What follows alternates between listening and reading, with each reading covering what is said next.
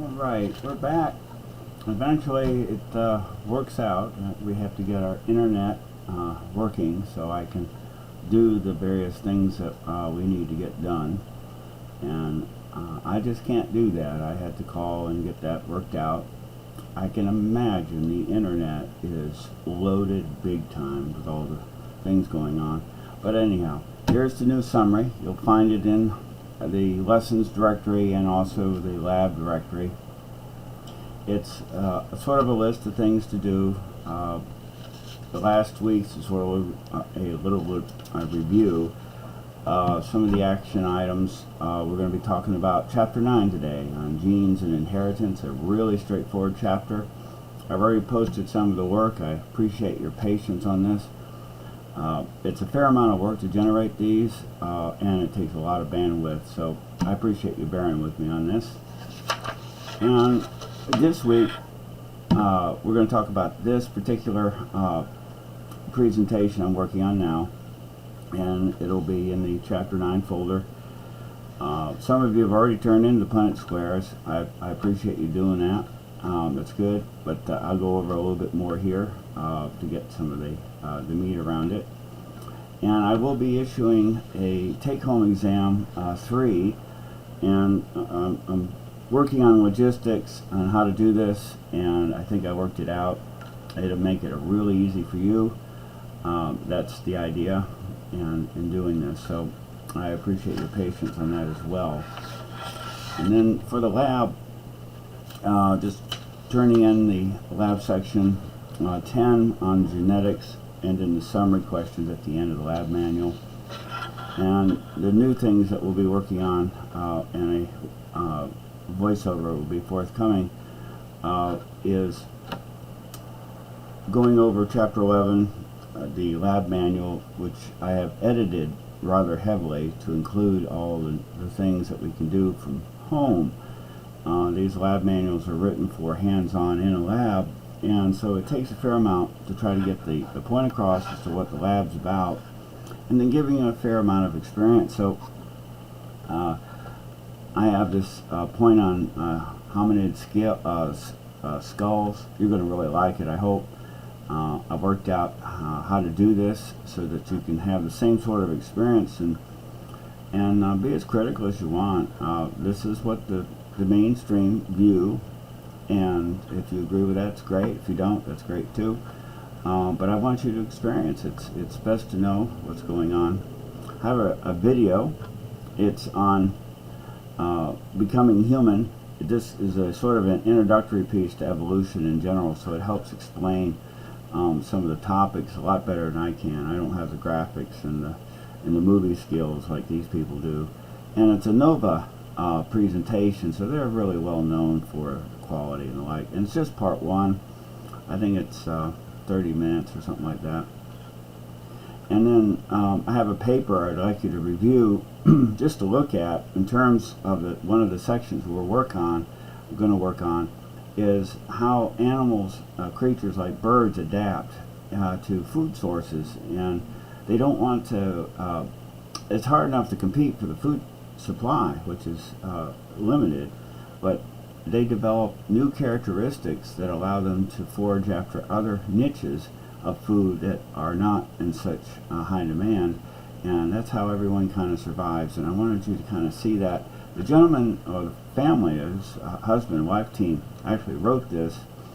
They're really good group. I'm working on a bird's beak presentation for the museum right downtown in Raleigh for bird beaks, and retracing Darwin's the Galapagos Islands and the finches, the study that he had done. And so reviewing that movie, there's also a short worksheet on just some of the main concepts of this evolution piece, and that's what number 5 is about. So if you like that, I do have a poll for you. You can give me your comments on that, like always. I call it the poll for the roll, and that helps me know who's out there. It's kind of hard. I look in the camera and I don't see the wonderful faces that I used to see in my classroom, but that's okay. I know you're there, and so let's go on with our presentation now. We're going to talk about Chapter 9 and work on that. This will be in 2 parts as well, and I'll be posting the other part 2 tomorrow. Part 1's today. Hopefully get this done and out to you. So we're going to look at Gregor Mendel. Now here's an interesting chap. He traditionally trained in a rather high-end school, and what his claim to fame, of course, is that he became a monk because he was starving. You know, it's always a thing that you do things, and it worked out for him in his career. He was classically trained, and he was a mathematician to some degree. He learned those skills, and then what he ended up doing was joining monasteries, and in those days, and still true for some, is that they itinerate. They move from monastery to monastery every so often, and he that allowed him to work on isolated experiments at each monastery with pea plants and various things like that. Pretty interesting. We'll go over that. We'll talk about the concept of single gene, and I want to emphasize Gregor Mendel knew nothing about genetics. They didn't have the concept of that. This was the 1800s. They had no clue. So he was doing this, and this is sort of a great, I don't know, study into human nature. We all go through this as trying to discover ourselves and figure out what we want to do and what our gifts are that we bring. And this clearly is one of the things, a great story about Gregor Mendel. We're going to talk about genotype and phenotype. I think you already know that. Then we're going to talk about how alleles segregate in meiosis and Gregor Mendel's law of segregation. And then working on Punnett squares, and that'll take us into the end of part 1, and then we'll move into part 2 after that. So let's explain what a test cross is and how there's certain rules. What they are observations that were placed in a category called rules, but dominance, incomplete dominance, codominance, multiple alleles, all those sorts of things, and we're going to apply it how blood typing works, and we've already had the lab on that, so I won't go into too much more into that.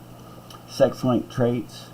Why does somebody with red hair seem to be more resilient to pain? You can stomp on their foot. I wouldn't recommend doing that, but it won't hurt as much as somebody that doesn't have red hair, and it's all about links and genes that link genes that seem to co-migrate when they cross over together.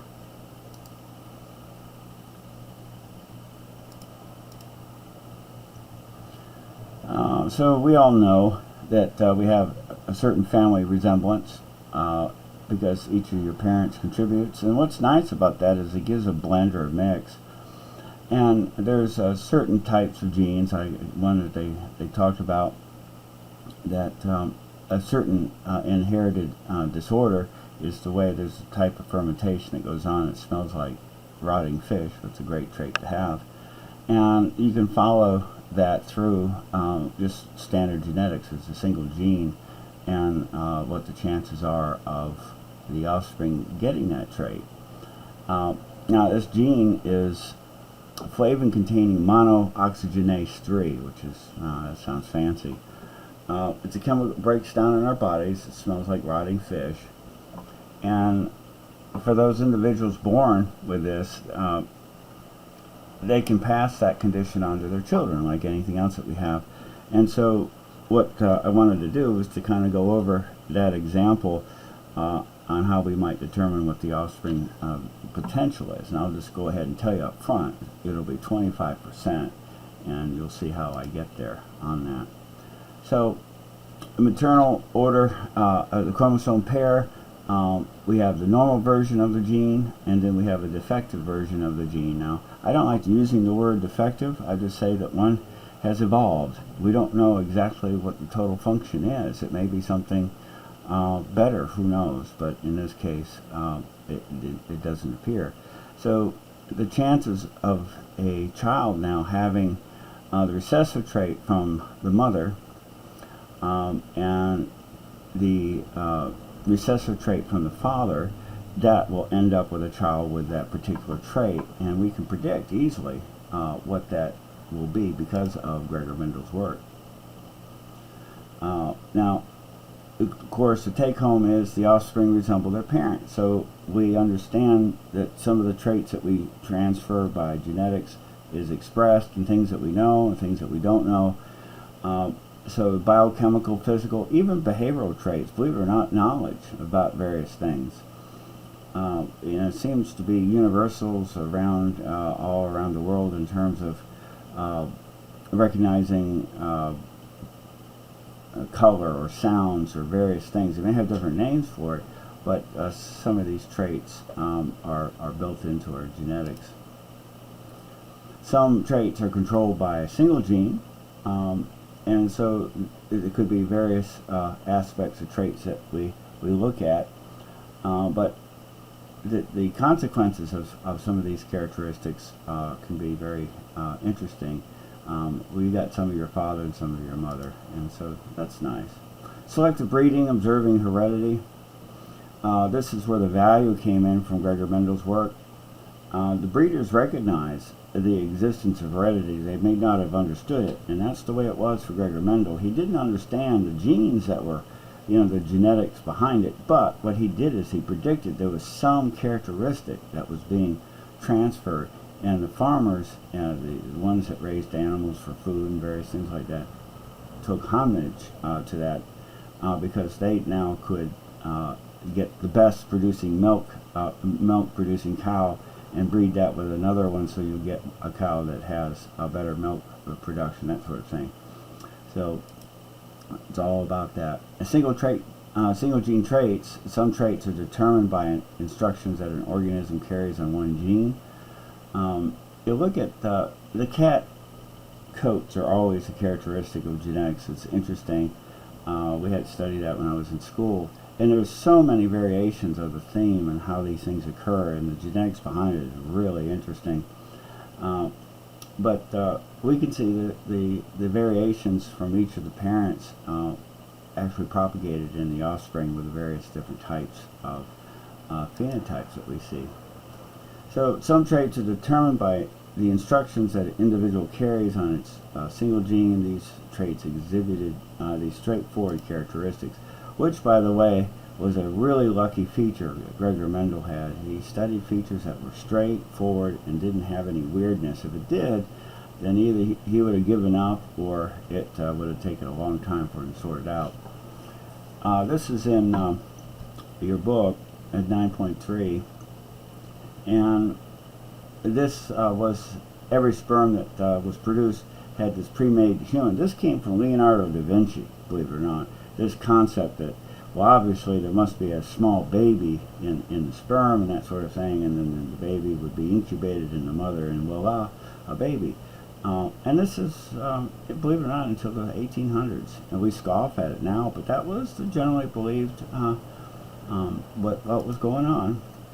So, believe it or not, if you were to do a search, a Google search, you might be able to find, depending on what engine you have, and I would use Google Scholar if you get a chance. That found a series of papers that were recovered from Gregor Mendel's work. I'm a big fan of Sir Isaac Newton,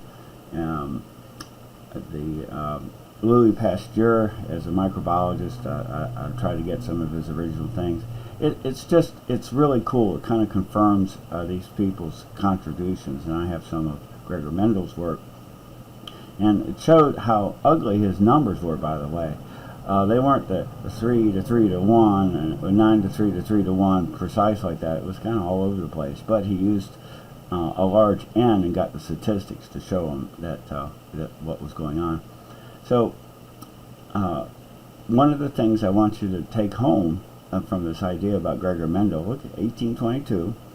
So he was born sometime after me, but one of the things was that he was methodical, and this is really, really important point. Any science that's done has to be methodical, and he got trained to do that in addition to his math training. So it was a good fit for him, and so idea behind his being methodical is how he was successful, and he had very good note-taking. And all of those things are important if you're going to go into research. So Gregor Mendel in the mid-1800s conducted studies, and then he just observed, and using his math he could find trends, and these trends he wrote about. Things that he noticed when he crossed pea plants, that some had dominant traits and some were recessive, like purple color is a pigment, where white is devoid of a pigment, I guess you could say. And if you have a dominant trait, it masks some of the recessive traits. And so this is a phenotypic type of a scenario. And if you're not familiar with genetics or comfortable with that idea, it may take a while for you to understand abstractly that when a pigment is kind of produced, let's say in a leaf or flower or something like that, the pigment's there and it covers whatever the contribution of the other gene might be. So if they're both, let's say, purple, then there's, it's going to be purple. But if the other one's white, then the purple will mask the white, and you never have known that. So the idea is that those two, and Gregor Mendel's math showed that out. So if you look at figure 9.9 part 2, he crossed purple and a white flower, and in the F1, which is what they refer to the first family of offspring, they were all purple. Now you can imagine he's saying, well, gee, did I do this right? Is it the soil condition? What's going on here? And then when he crossed the F1, the family 1, and created now a second family, or the F2, he noticed that he got purples and whites. And this was the whole beginning of his contribution. He could see mathematically that he got, in this case you see on the screen here, we got 1, 2, 3, 4, 5, 6 purples and 2 whites. So a total of 8. So what he found was a 3-to-1 ratio. And this is a theme that kind of runs through. He doesn't know why, but it doesn't matter. This is what he's seeing. So this is where he got. Each parent puts a single set of genes. Now he didn't call them genes, a single part of some factor. Offspring receive 2 copies of the instruction for any trait. Now he observed that. That's true. The observed trait in an individual depends on the 2 copies of the gene it inherits from its parent. So that's very true. So his laws of segregation. Now, where this comes from is his math training. When a mathematician applies the math in various things, he sees a trend in numbers. They call that a law. And it's a law until you find an exception, then you modify the law and you go on with it. So his law of segregation is only one of the 2 alleles for a gene is put into a gamete. At fertilization, the offspring receive from each parent 1 allele from each gene. So the idea is these just assort, they segregate. So each gamete gets 1 copy of the gene. That's the key. And each fertilized egg gets 2 copies of those genes. It could be whatever. So it's a law of segregation. Eventually these will segregate into these offspring. And that's all it was. You said, oh, it's obvious. Well, in those days it wasn't. But this is important. If you're a farmer trying to grow, let's say you get a cow that has better milk production or bigger muscles and things for meat and that sort of thing, that's an important characteristic. Each parent puts a single set of instructions for building a particular trait. In the sperm and in the egg, they come together. The instruction set's called a gene, which he didn't know. He just said the instruction, or the information, I guess it was, the factor. The trait observed in an individual depends on the 2 copies, the alleles, of the gene it inherits from its parents. So pretty straightforward. So a phenotype is the outward appearance. We already know that. And the genotype is the genetics, the composition of the genetics behind the trait. And they all have characteristics. When an organism exhibits a recessive trait such as albinism, we know that certainty that genotype is for, like, the melanin gene. So that's what colorizes the skin. And the lack of that gene, or its ability to produce that pigment, if it does have a pigment, that's a dominant trait. And so we use Punnett squares to sort all that out. And so we can make predictions. So that the one behind before, just talking about those colors of the purple leaves and the white leaves, we could have predicted that using a Punnett square. And you do that by assigning letters to each of the traits. So like big R is, let's say, a red flower, and little r is a white flower. And you do that for both, and you cross the two that have it's a red flower, and we get a red flower, and we get two more types of red flowers, and then we get lowercase a little r, which means that it will be white. So we get 3 to 1, or 25% will be white, and 75% will be red. And we can figure that out by a Punnett square. And that's why this is important. One of the things I took is Feeds and Feeding was animal husbandry at the vet school, and that course was really heavy on doing Punnett squares and that sort of thing, even to this day. So we use the uppercases just for general purposes, uppercase and lowercase letters. The uppercase letters for the dominant allele is just standard. I don't know who said that, but that's the way it works out. The lowercase letter for the recessive trait. Now, I'll just tell you from somebody who has sloppy as heck handwriting, take your time to write these things out and define what the letters stand for. Some of you might have to take standardized exams, and sometimes parts of those sections have science, and they usually include a Punnett square. So just identify them. So when it comes down to after you've made your square, it's really easy. It's just a matter of trying to interpret all the things that you recorded, and it's really quite easy.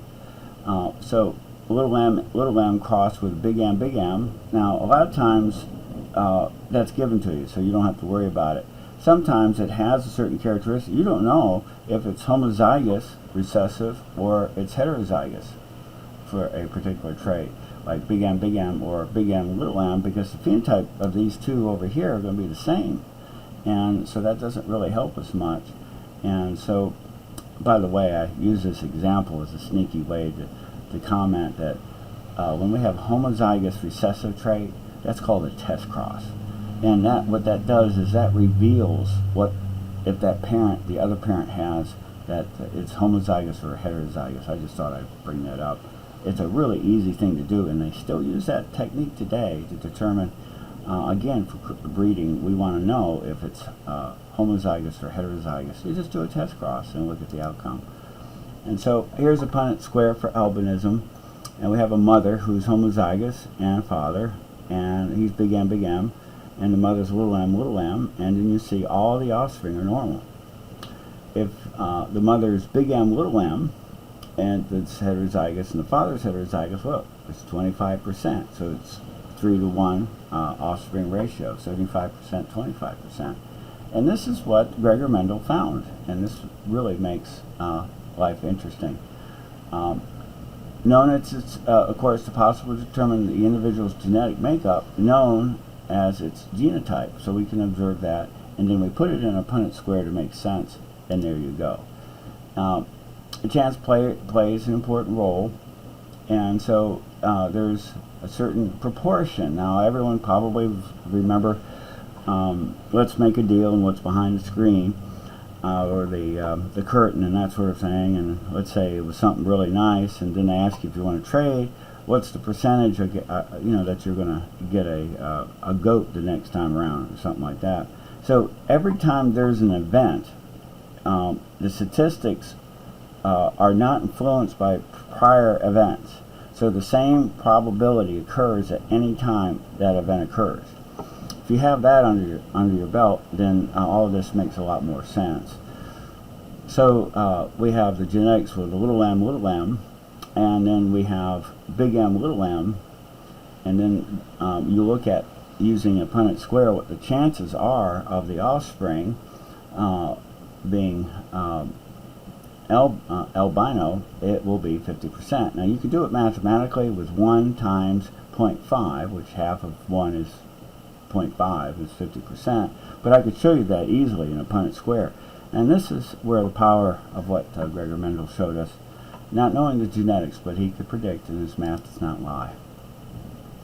So, Tay-Sachs, the same sort of thing. Tay-Sachs, a disease, and if you recall, that's a malfunctioning lysosome. If you recall, a lysosome is where we sort of do recycling centers in our bodies. The problem is, Tay-Sachs can cause sort of a thickening of mucus and things like that, and it's a real problem. So we can predict if the two parents are recessive for the trait, then you'd know that 25% offspring, or every time you do a genetic experiment, you have children, it's that event. Just because you had a child without it last time, that's not going to influence that percentage. It's throwing the dice every time, so 25%, so it may or may not happen.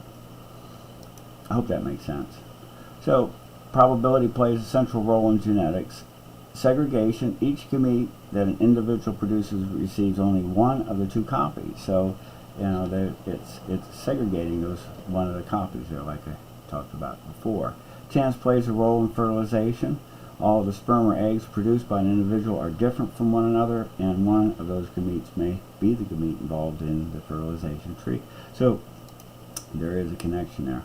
So here's what I was talking about with a test cross, now that you already kind of had heads up. You want to produce white alligators, and the mating program. You can't be certain if the genotype of your alligator. Test cross can reveal an unknown genotype.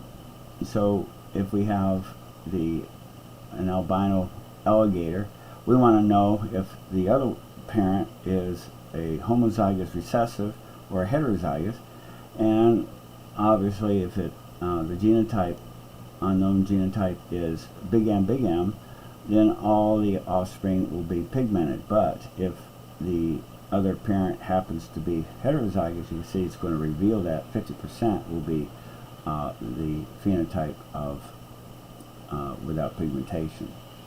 So pretty straightforward, but that's what a test cross is, and that's really important if you're working with animals and that sort of thing, and you want to breed in a particular trait. In a test cross, an individual exhibits a dominant trait but has an unknown genotype, is mated with an individual that is homozygous recessive. The phenotypes of the offspring reveal whether the unknown genotype individual is homozygous dominant or heterozygous. Half of the offspring show the dominant trait and the other half will show the recessive trait. So it's a straightforward test cross. And next time you get together with your grandparents and the like, ask them about various things and generate a pedigree chart. Because when they're gone, they can't tell the stories, and it's important to have that information about your family if you can. Some of us aren't that lucky to have that, but if you do, take advantage of it, find out, and that way when you get a new significant other, and if it works out that the chemistry produces a genetic experiment there, and then you can predict what the offspring might have in case in light of your family tree. And so there we look at. So tracing occurrences, we can look at ones that have docked tails or anury. In animals, you can find that using the same sort of techniques that we just were talking about. And the idea is it's a recessive trait, and it follows the same sort of paragraph flow. Now, dog breeders, they get a premium for Anury, so they want to make sure that they breed these things in and blah blah blah. So you can imagine that that's important. Pedigrees help scientists, doctors, animal, plant breeders, prospective parents determine the genes that individuals carry. It's an important thing to know. You got to do. Now, in light of the genetic sequencing in the Human Genome Project, that ball has pretty much been slammed out of the park comparatively. You'll know a lot more, but anyhow, it's still something that's nice to know. Incomplete dominance, and again, if Gregor Mendel had incomplete dominance when he was first doing his work, it would have probably either made him go to the rubber room and try to pound that one out, or anyhow, he would have been challenged. But the phenotype of a heterozygote is intermediate. In other words, it blends. And this is a characteristic you can see here. We have a mother that has the white flower, and then you see the father with the red flower. then all the offspring in the F1, the first family, would be pink. Now, he would have made different conclusions had it started off that way, but even such, what he found was when these incomplete dominant characteristics did show up in his work, the offspring, if you look at the cross 2 of crossing now all of those pink flowers, producing flowers, he got 1 white, 2 pink, and 1 red. And so he must have thought that all of his theories were confirmed, and it now helped resolve what normally would have been 3 to 1. He got 1 to 2 to 1 because it was a blending effect, and it revealed the white characteristic, so that one of the alleles now is expressed. You could see it being expressed, where before you couldn't see it. It's just masked, and that's the dominant. And the incomplete dominance, you can see the blending effect. Codominance show the features of both alleles. So, and it's important to know the effects of both alleles. We see these sorts of things and the blending effects, and it's just one more thing we've learned about this. The other is, and we've already gone over the blood typing. Now we only have 2 really that characteristics. We either express A, or we express B, or we express both A and B, but it's only those 2 genes. And if we don't express the gene at all, then it is type O. So our blood types are type A, type B, type AB, and type O. So either we get heterozygous for the A antigen, if you recall, so you can kind of see it was that little carbohydrate sticking out there out of the surface of the red blood cell, or it has the allele where it doesn't express any, and it's just the A. So we see that for type A or type B. Type AB means that both alleles have either the B and the A being expressed for type A, or type O is it doesn't express that antigen at all, and we see that particular phenotype. And all that makes sense when we talk about multiple allelism, and also this codominance kind of characteristic kind of working together. So I kind of threw in a wild card there when we talk about multiple alleles that are out there. In this case we have 3 that kind of float around. And I won't spend much time on this because we've already gone over it, but the way we detect is it type A or type B is that we raise antibodies against the type A, the test of blood, to see if that's in fact. But our normal blood won't produce the type A antibody because this is during our development. There's a certain stage and age where all of our antigens are sort of expressed, and like that balance we have in the lab, we push it and we tear it or we zero it out. It means our immune system says, okay, I've seen all the antigens. Anything from now on that is different from that, it's foreign, and I'll raise an antibody against it and get rid of it. And so type A blood means that when you have that, we don't have antibodies to type A, but we can raise antibodies to type B if we see it, and that will cause problems. And same with type B blood, you get type A antibodies. And it's this sort of thing is why we get a rejection, or if you give somebody the wrong blood, then we create an immune response against it because we've never seen that antigen before, and that's a problem. That's life-threatening, and it has to be reversed immediately. And so you can see where that could be a problem. So I just wanted to delineate that, and because of that relationship, we have the type A blood, and type A blood individuals produce antibodies that attack B. So we have to be careful. So if we're type A, we can give to folks that have type A or type AB blood. If we have type B, we can give to type B individuals or type AB. If you have both AB blood, then that's it. But you can receive blood from anyone. That makes it really nice. So you're sort of the universal recipient. If you're type O, you're the universal donor. And so that's really nice. But you can't receive any other blood from anyone else because you have to be type O or it's bad news. And but now you know the genetics behind that, and it just adds more of the meaning for that blood work. The Rh factor follows the same sort of thing. It's a single gene. Two alleles determine the presence of the Rh marker, and it stands for the rhesus monkey. It's also called type D. If you hear that, they're the same thing. Individuals with one or two copies of the dominant Rh surface marker, Rh positive. Individuals with two copies of the recessive allele, Rh negative. So, multiple allelism, a single gene has more than two alleles, like in the blood example. Each individual still only carries the two alleles, so it's which ones they got. And then the ABO blood system, and we explain that pretty well, I hope. Polygenic traits are influenced by many different genes. It could be an additive effect, it could be regulation, control. We've already kind of talked about that in class before. But a lot of these traits can add up, and it gives you these sort of overall effects. Behavioral traits are also influenced by multiple genes. Autism, we're finding out more and more all the time. They think about 20 or more genes are responsible.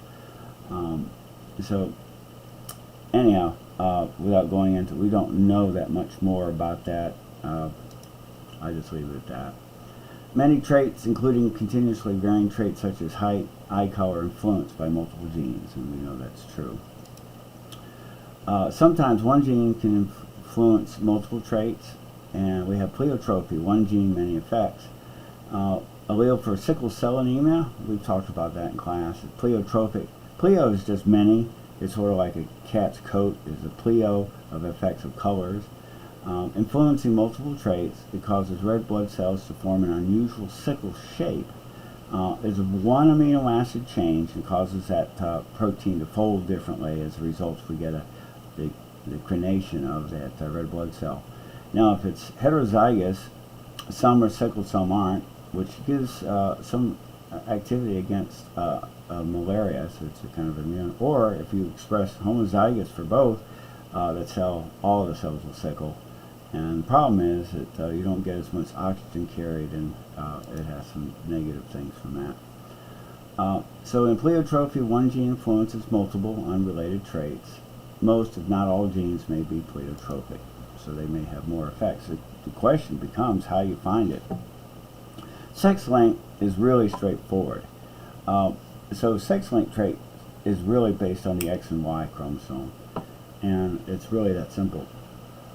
And so one of the things, color blindness, my dad was blue-green colorblind, which was quite interesting. He was an engineer, so the little transistors are labeled in colors. I don't know how he fudged through that, but he did. To be colorblind, male must inherit colorblindness allele from his mother. Female must inherit colorblindness from both parents in order to get it. Obviously that makes sense, because here's the trick with sex-linked. You have an X and a Y in the male. So whatever is expressed on that X, that's what you get expressed. There is no second copy like we see in females. So that's why it's the only case where this happens, male and female, is because you're male, you only get one X, and that's just the way it is, and the Y doesn't have features of the X. So whatever you get on the X is expressed, so we call that sex-linked, and color blindness is one of them. And in order for the condition to occur in females, we have to have homozygous recessive trait show up, so you have to have it from the father and the mother, and such as it is. Now you understand that, I hope. Pretty straightforward. You can just study figure 9.25. Patterns of inheritance, the most traits do not differ between males and females. So, however, when a trait is coded for a gene, such as sex chromosome and color vision of the X chromosome, the pattern of expression differs from males and females, i.e. sex-linked. So, what's the cause of male pattern baldness? Now, I don't know anything about male pattern baldness, not at all. I don't know who would be interested in this, but in 1916, Dorothy Osborne published the first scientific study proposing heredity as the cause of baldness, and this, of course, caused a lot of problems. The widely held hypothesis previously proposed is because you wore hats, and that suffocated the hair. They didn't grow, and there you go. I don't wear hats that much, although now I have to, or I'll end up getting cancer all over the top of my head. So how can you propose that hats cause baldness hypothesis? Osborne found that it was easy to falsify the hat hypothesis, but difficult to study the inheritance patterns. So balding increased with age, and all patterns of balding may have the same underlying causes. So it was just kind of pretty standard, and you can follow the history. And so male pattern baldness has something a lot to do with the expression of various hormones, and at the cellular level, and testosterone is one of them, and over time it tends to cause death of hairs on the head. Don't worry, guys. So what's on your head will now move and migrate to your ears and your back, and so that is, I'm sure, the real plus, and that you're excited about that as you get older. In addition to the fact that your ears get about the size of Dumbo, the cartoon character elephant. So yeah, all those great. Yeah, there we go. Unaffected men share a different sequence. The data supports the hypothesis that male pattern baldness is inherited. It has something to do with the expression of whatever hormones and that sort of thing. And there's a higher than typical number of receptors for male sex hormones, which is, there you go. And this is further supported by finding that castrated males don't go bald. So anyone that wants to volunteer for that, guys, that want to prove that concept, just email me your name and I'll forward it on, and you can be part of that study. Researchers' observations of male pattern baldness within families and comparisons with unrelated individuals suggest that baldness is caused by sex length. There. And it's the male hormone receptor. Aren't we just lucky? And males inherit an allele in the X chromosome with their mother for higher activity of the receptor gene, more likely male pattern baldness. So I wouldn't know about that.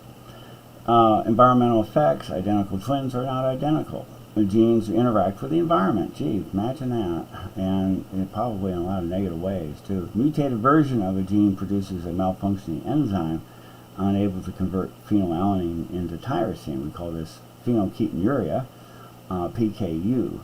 So it's an unusual condition that, let me show you, unusual condition, IA, of some protein, a ketone, showing up, a phenylketone, which is phenylalanine, in the urine. So we see that, and it's because it is toxic in our blood. You get too much of it, and it can cause real bad problems, seizures and things like that. Could you treat a temporary spotted Siamese cat with an ice pack? Well, it's kind of weird, but it will have a change in the colorization of the hair just for a period of time. They used to brand cows with these metal, they would usually either fire them up so they get red hot and you brand them that way, or you could do it with really cold, and you can brand them that way. And similar to that, but it's not permanent in what they're talking about here for the Siamese cat. So you can change it, the melanin expression during growth there. Genotypes are not blueprints that specify phenotypes. Phenotypes are generally a product of a genotype and its interaction with the environment, so things can influence it, sort of like BPA when you get a receipt and all of a sudden now you have a hormone-like substance going around in your blood, turning on and off genes that you really, guys, you don't want turned on or turned off. Anyhow, and it's not good for women either, but there you go. Most traits are passed on independent features. Mendel's law of independent assortment, the relation of each pair of different characters in a hybrid union, is independent of the other differences in the original two-parent stocks. So he figured that out, and he would have done really well in Let's Make a Deal. He understood that and the statistics behind that. And so, yeah, this looks confusing, but it's not when you're looking at various traits and you're now crossing two, and you have Punnett squares that can do more than a dihybrid. You can do a trihybrid cross and things like this. So what we're doing is a dihybrid with a father and mother for short hair and white, or short hair is heterozygous, or big W, little w for white and the short hairs and things like that. And then when you do the cross, you do your math, this is where your handwriting really pays off. You look at the genotypes and you can infer the phenotypes by looking through this, and you create the summary of its genotype. And so you can see offspring of 75% are pigmented and 25% are white albino, and dimpled chin 75% and 1/4, whatever. The idea is you just do the cross, and if you're careful with each of these the alleles, and you bring them over with good handwriting, because somewhere in the middle I get sloppy and I can't determine if it's a capital or lowercase, that you get into trouble when you go to try to interpret this for the genotypic ratio. The phenotype or the phenotypic ratio is just how these play out, and that's all that's going on here, and it's a dihybrid type cross. So the law of independent assortment: individual who has heterozygous for two traits is referred to as a dihybrid. It's like what we just looked at. Mating two such individuals is a dihybrid cross. When neither of its two traits influences the inheritance of the other, which it shouldn't be, this is Mendel's law of independent assortment. So it is just a matter of independently assorting through all the alleles in the chart that we saw before, wherever I put that there. And so here are the possible alleles from this father, and we just line them up, and there's the mother, and there's the possible alleles, and then we just do the Punnett square cross for all that, and it's independent. There's no influence or anything. It's very straightforward. So they tend to behave independently, and that's really what they're talking about. Now, the last thing I wanted to talk about was gene linkage. Red hair and freckles, genes on the same chromosome, are sometimes inherited together. And this is a linkage group. This came out of years and years of work with Drosophila and melanogaster. And you're saying, what the heck's that? It's a fruit fly. And they would look at certain characteristics, and they would find that the genes were linked and crossing over, and they found the same was true in humans and linked genes. So a lot of characteristics we see when genes only during what type of genetics we're talking about, mitosis or meiosis, where we have crossing over. Of course, the answer would be meiosis. We get the crossing over event, and certain genes seem to be closer to each other, and they cross together. So the gene that controls the how much of the pain receptor is the dopamine is communicated in the cells determines how much pain you actually feel. And so if you have a receptor that's a little bit less, so you tend to tolerate pain a little bit more. And if that's linked with red hair color, then those two are linked, and so if you have red hair, then you have a higher threshold for pain, and there you go. And that's explained in this figure 9-3. So crossing over means that you're essentially now getting an allele that's different from what was originally not crossed over, and you get a new blending effect. And we know that some of those genes go together and are linked, and so we can predict some of these traits when we match. So I did it all in one fell swoop, and so there won't be a part 2. This is a part 1, and I enjoyed talking with you. I wish you were here with me, but hey, it's okay. I hope this helps you, and I will bring up the presentation on the laboratory. That'll be my next task.